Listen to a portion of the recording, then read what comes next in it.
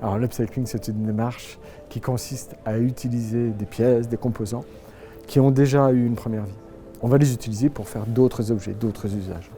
On va également pouvoir utiliser ce qu'on appelle des rebuts de production. Les rebuts de production, ce sont des pièces issues d'un processus de fabrication et qui ne sont plus utilisées.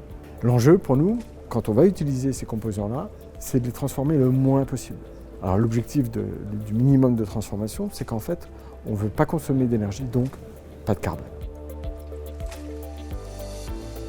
L'upcycling existe déjà, c'est une démarche utilisée dans l'architecture pour faire des bâtiments, mais également dans l'artisanat. À une échelle industrielle, c'est beaucoup plus rare, parce que c'est beaucoup plus complexe d'identifier des filières qui permettent d'assurer un flux industriel important, ce qui est notre cas. Lorsqu'on doit produire des abribus, des mobiliers urbains, on doit le faire avec des quantités qui peuvent être importantes. Et de ce fait, il faut nous assurer d'une filière consistante. Dans le processus, nous avons été jusqu'au maquettage de 2 designs différents d'abribus.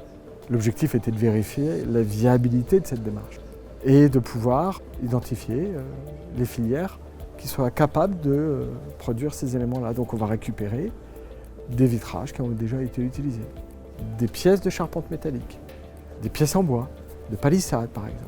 Et tout cela va permettre de faire un mobilier urbain qui sera désirable, résistant et qui puisse garantir la qualité d'usage que l'on doit apporter pour le public.